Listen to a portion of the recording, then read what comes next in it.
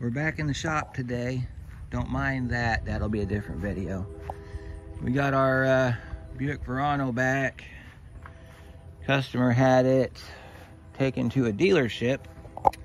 Dealership said she's got an exhaust leak, which is causing her 420 code. And her mass airflow sensor's giving her problems. So the video we did where we cleaned it, well, I'm going to tell you now, don't clean your mass airflow sensor on these cars. Because apparently by doing that, we had several codes. 0101, 0102 are your common codes for mass airflow. So I've got to change that out today. I'm not going to film it because we've already done it. So here's the deal. Today's video is going to be, we're going to examine the exhaust system. I did a preliminary check on it when it first came in. It's been a few days since it's been here. So the preliminary check comes back that the exhaust is good. I didn't find any leaks. I didn't hear any leaks when the car was running. However, I did find what looks like carbon tracking on the catalytic converter. And carbon tracking, in case you are unfamiliar with the term, it basically just means that there might be a hole in the part, and that's where the leak is. So we're going to be down in the back there today, way down in there. Okay, the good news is I don't have to pull the skid plate on this car because everything is readily accessible without having to pull the skid plate. So let me get you under the car here. It rained this morning, so I'm trying to see where the rain hit our pad here so I don't get wet. I don't want to get wet today. All right, we're going to get underneath our Verano. All right, first thing you see here, there's our exhaust pipe. We've got a flex pipe that runs down the backside, comes up. Here's our downstream O2, so we're going to check that for any kind of seal damage. It looks like it. I'll put a socket on it. I'll tighten that down a little bit. All right, so this is the bottom of the converter right here. You probably can't see a whole lot because of the... All right, and then if we screwed up a little bit more, you can see the rest of the converter sitting right in there. I'll try to zoom this back a little bit so you can see better. All right, so the top bolts, they're, let's see if I can get you inside here a little bit so you can see what we're doing here. Anyway, if you look up, and I don't have a flashlight, but there's a booger weld right up there, right next to that bolt. Let's see if I can. I'll do a better job when I get the converter out because I got to change both the gaskets on this converter. So I'll pull the converter out. By the way, the converter's mounted by this brace right here. These three nuts come off. They're 10 millimeter. Then this rusted piece right here, that's actually the converter. It's mounted to this brace right here that's bolted to the bottom of the block. Okay. So the way this works is you undo all these nuts right here. You take out the 3 bolts in the top, which you can't really see on camera because my camera's crap today. Yeah, it's right up there. Take those 3 bolts out. Then you pick the converter up off the mount and then pull it back down. Pretty simple operation. You can also grab it. Well, you could pick it up from the top, but there's not enough room because I've done this job once already. It's a job to get this converter in and out of here. But the rattling and whistling noises. All right, so let's take a look at that real quick. The rattling and whistling noises. They say it's caused by the mass airflow sensor. All right, so if it's the mass airflow sensor that you're talking about. All right, so in order for it to be rattling and whistling, we have to grab the box and shake it. Well, that noise is just normal because of how the box is mounted. There's nothing you can do about it. All right. This right here looks like it's in good shape. This is your mass airflow sensor as we discussed in a previous video. So rattling and whistling noises are going to be exhaust related. So another thing you want to do if you got a friend that can lay underneath the car, or you can lay underneath the car and have your friend do this. As you come to the back of the car, you find your tailpipe, which is over here. All right. This one's been smoking a little bit more than normal because she's got her bumper hot. So something's going on here. That probably happened around the time. This is the car that had the O2 sensor explode on it. So grab your pipe and shake it. It seems solid to me, so the exhaust is solid. If she's got a rattling noise, not necessarily is it going to be the converter making the noise. What it could be is she's got a flex pipe, and then flex pipes fail. So today, we're going to start off by getting this cover up. I got to get the heat shield off so that we can access the 3 top bolts. I'm going to get them loose, but I'm not going to pull them out until I got the bottom undone. That way, if that flex pipe is going bad, we don't put any extra stress on it and cause it to break. So let's get a tripod together. I'll go grab my toolbox and we'll get started. All right, let's get started. We gotta get this cover off. 10mm screw over here on this car. The rest of them, they just bolt, they just pop up. This one's gotta be extra and have a screw in it, so.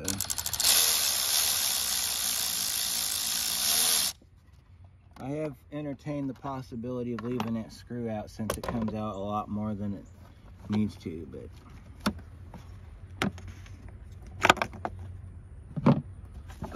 you know, if it's supposed to be here, it's supposed to be here. Come on, get up off of there.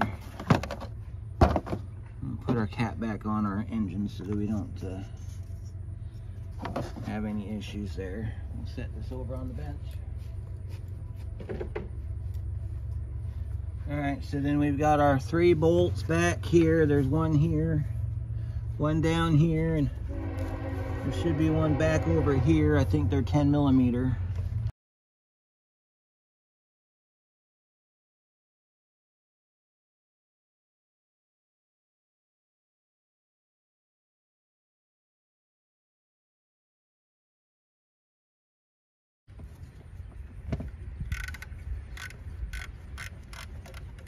Okay, get those loose and then we can spin this one out over here in the corner.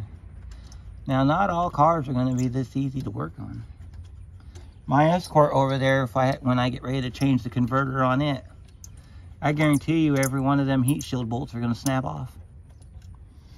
And I'm going to have to make the conscious decision whether to do something about it or to leave it alone.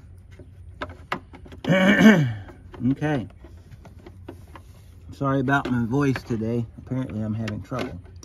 Alright, so you can get this out without unhooking your O2 sensor, as I have just demonstrated here today. Alright, so now we've got 3 nuts.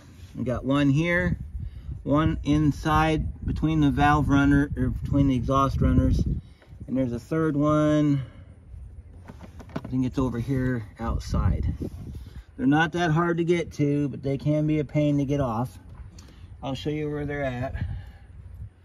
Although, because I don't feel comfortable filming it, I'm not going to film the actual removal of the converter. But I will show you where the nuts are, because there's nothing wrong with that. Okay, so you got one. Okay, there's one right there.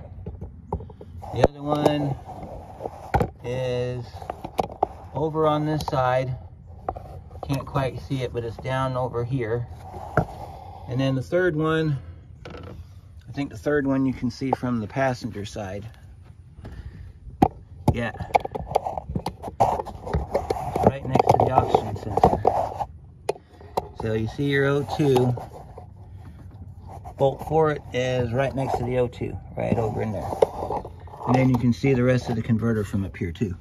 So I'm going to get the converter off, since I've already showed you underneath. And one of the other things that we need to check for if it's rattling is whether the inside of the converter, known as the honeycomb, has detached itself from the outer structure. They're not supposed to come apart, but this is what I think this is a vertical converter. And a lot of these are, well, here lately, that have not been manufactured to the best of abilities. So what happens is you got your solid converter, you've got your honeycomb on the inside, and if they break loose, they'll land in the bottom of the converter because it's sitting up and down.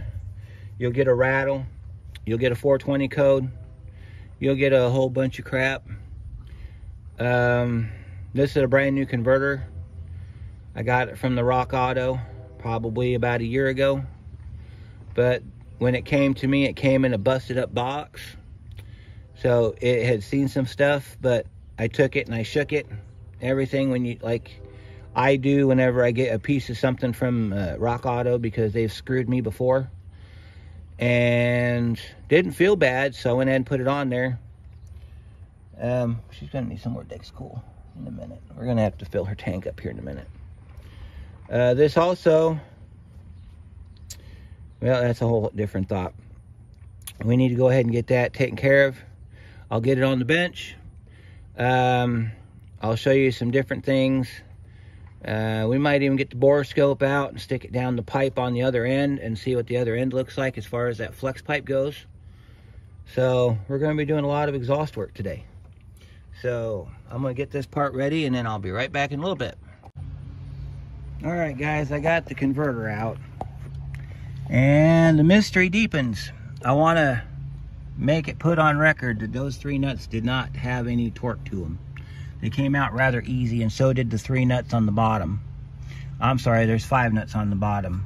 The mount bolts were loose, and the exhaust bolts were loose, and there looked like carbon tracking on the back of that flange, which indicates to me that somebody has tampered with this vehicle, because the gasket does not show the right. You can see where it was leaking on the back of the gasket. This is a new gasket, okay? And then I'm going to show you why I don't buy from Rock Auto. Yep, you're seeing no honeycomb. Not even a trace of one ever existing. There is not even a speck inside this exhaust, inside this converter. There should be a honeycomb looking back at you, and there is not. So, now, because this converter is not even a year old, it might be maybe a year and a half old at best. Warranty on it's 5 years or like 50,000 miles, which I know she doesn't have 50,000 miles on this converter. So now I'm going to have to do the administrative thing, go through my records, find the date and everything for this converter, and then fight for the next week and a half for Rock Auto to reimburse me and send me a new converter. You can tell it's gotten really hot here, so I'm pulling soot off with my fingers, you can see. So the next step is we're going to bust out the borescope. We're going to stick it down the tailpipe from the converter side, because this has another converter in it. It's got a flatbed converter. I can show it to you right here. Okay, it's got a flatbed converter. You can see it right there. Okay, so, oh, we're in good shape because it looks like our muffler is a bolt-on. So if we have to change that pipe out, which is dangling down over there, then we shouldn't have any problem with that. So I'm going to get the borescope connected. We're going to see if the rest of that honeycomb's trapped in that converter right there. And if it is, then she's going to need this back converter and the front converter. And her idea of getting her car back this weekend is now officially not going to happen. Because now this car is stuck in my bay until I get parts for it. So let me go grab the borescope and get it warmed up. I'll get it fed in there and we'll take a peek and see what we can find. Alright, I got our borescope down the end of the flex pipe, and there's the rest of her honeycomb sitting right there at the end of the track. That's why she's having an inefficiency code. So I'm guessing, based on what we're looking at here, her back converter was already dead and it burned out the front converter. That's why she has a constant 420 code. So let's switch it to camera C, see if camera C sees anything. Nope. Camera C sees nothing. Let's go back to camera A. Camera A is a straight ahead view. Camera A doesn't see nothing either. So let's go back to camera B. Camera B, and that's what we see. I took a picture of it with this borescope so that I can go ahead and print it up and show it to her. But yep, looks like we're dropping that back one too. So I'll let the customer know, and then I'll let you know what our next steps are. Today's episode of On the Bench is brought to you by exhaust. You've got to have it. Anyway, before we start with the On the Bench segment today, just want to let you know that on the Verano, this bolts to your muffler, and this is a main structural component right here. So before you take your muffler loose, you need to put a jack underneath it, or your entire exhaust on the back is going to be hanging down, and it could cause damage to your floors.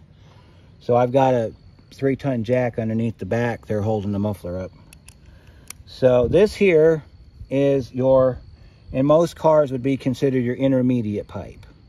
This one is the downstream downstream converter. This brace is structural to the car as well. These larger holes are held on by 15 millimeter bolt nuts, 15 millimeter nuts, and they go right into the plates that the cradle attaches to on the body. So you want to make sure that they're all in good shape. The middle holes here, they're 13, and then we've got to take one of these off. These should be 10s. Nope, they're 13. Let me go grab a 13 real quick. Already removed the downstream O2 sensor, which sits in this hole down here. Show you that hole. That's where your downstream O2 sensor sits. It came out pretty easily. I mean, it should. It's fairly brand new. Doesn't matter what side you take loose on this. You just got to get one of these nuts loose on here, because the way they got this designed. I heard some rattling in here, so we're going to see. We've seen the borescope view of it, which was from this part up here. We're going to see if we can take a peek in the back and see if the down pipe here was actually the problem from the beginning. So pull that loose, you take that off, then you can slide this off this way here, set that to the side, and now your pipe's free.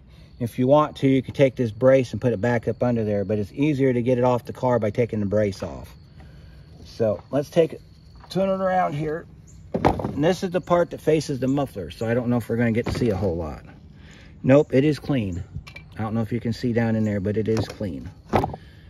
So let me grab a flashlight so you can see.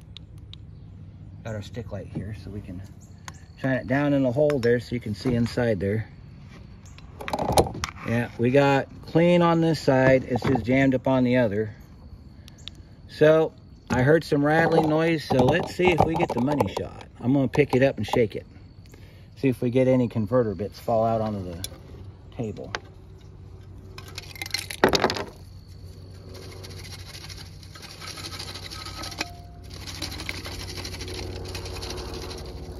Yep, we got some converter bits fell out on the table. See that?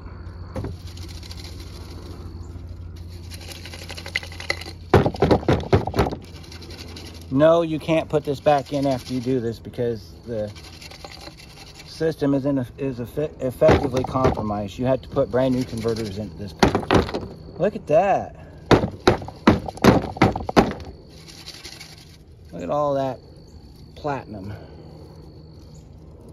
I think that's all that was in there. There's your rattling. She said she heard a rattling noise when she was driving down the road. There's your rattle. So this converter is cooked. There's your bits. That's what the honeycomb looks like. That's what's supposed to be in that other converter. That's what you see when you look inside the converter. You see the little squares like that, but that's what it's actually designed to look like. So I don't know how much we have in this here, because there's apparently a dollar value on that, but I don't know how much it would be, nor do I care. So all I care about is getting the car fixed and getting it back on the road. That's all I care about. This will be locked up in a protective custody so that it cannot walk off. So there you go. If you want, we can, actually, you know what? I'm gonna go grab the borescope and we're gonna send it back down the pipe. And we're gonna see if we can see this part of the converter. So let me go grab my borescope and I'll be right back. All right, I got some action on the borescope. You might be able to see it. Let's see if I can get you closer here so you can see it better. I'm trying to get you up here so you can see. What you're looking at is what they call catastrophic failure. Let me see if I can get the camera to go a little bit further in so it's a little bit brighter. I'll take you off the pod here. All right, I'm gonna take you off the pod so I can move the camera a little easier so you can see what we're looking at here. Fix there. All right, so that's what you're looking at. That is what they call catastrophic failure. Those bits of converter have melted themselves to the back converter, and that is why we have to change this converter out, even though we got the bits of broken converter out. This is called compromised because, oh, there's a really good shot of it right there. There's your compromised converter.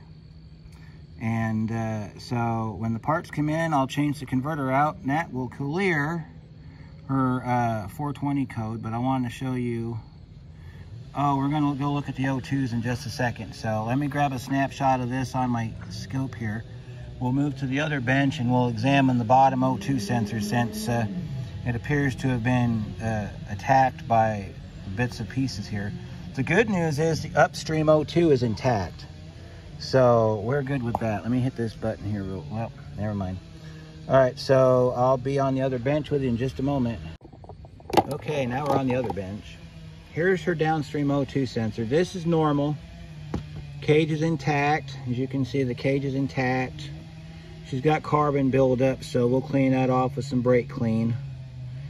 We'll hit it lightly with a brush to get all the carbon off of it. That way it's like a brand new sensor. This is the one that I replaced last year. It's an O2 sensor, original GM Denso. Or no, I'm sorry, this one's an NTK. This one I had to look long and hard for because these are hard to come by. So I guess I could show you how to clean an O2 sensor. If I haven't mentioned it already in the beginning of the video, you do not want to clean the mass airflow sensors on these cars because they are uncleanable, if that makes any sense. So if you've got an O2, or not O2, but mass airflow code, then you want to go ahead and just replace the mass airflow sensor, because these are non-serviceable. They're not like the old ones where you could spray out and be fine with it. These here, if they give you a problem, get rid of it.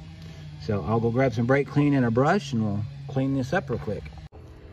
All right, so here's our O2. I'm just gonna use brake clean. And I didn't find a brush, but I've got a Scotch-Brite pad. This thing's seen some stuff. So we're going to get this sprayed, and then I'm going to just squeegee it, or not squeegee it, but just kind of, well, you'll see. You just want to clean it off. You can use throttle body cleaner if you want. You just don't put this in a wire wheel because you don't want to destroy this sensor. See how it's coming nice and clean? Get that cage clean. You're also blowing the carbon off the inside of that sensor right there. You can see, make sure it's clear when you spray it. Turn it and clean it like that. And of course, this will get some new anti-sneeze on here so that it doesn't get trapped in the new pipe. This will sit and air dry in our tool shed. I will show you that part. I'm going to take us to our tool shed. This will hang in our tool shed until the pipe shows up, and then we will get the pipe installed, and then we'll put this back in. We don't have to worry about the crush washer because the crush washer is okay. We do have to put some anti-sneeze on there though to make sure that this thing doesn't get trapped in there in case we have to change it in the future. No dielectric on this because it's not necessary. So let's see, where are we going to hang our O2 sensor from? We got some spots in here we can hang it from. Let's hang it off of our hook right here, like that. Hang it just like that. See that? It ain't going nowhere. And then we just got to remember to pick it up when we... So, I guess this video was about diagnosing exhaust issues. We found quite a bit on this car. I'm hoping that after all this is done... Oh, we got to get our mass airflow sensor out of the part here. I got a part number for you on that. Okay, so this is your part number for your mass airflow sensor. This is your bottom exhaust. That's the part number for it. And these will go in the box in the shed. I have a box for parts. So if you've ever seen my toolbox in here, I got two red bins. The one on the left is for tools that I got to put away, and the one on the right is for parts. So this will go in the parts bin. I've also got the upper exhaust ring. That's the upper exhaust ring that goes in the top of the converter. So I've already got those replaced, so we just got to wait on the rest of it and we'll get it back together again. So this is going to be a fairly long video. It wasn't meant to be. But when you're diagnosing exhaust, you got to make sure that you get it all taken care of, not just part of it.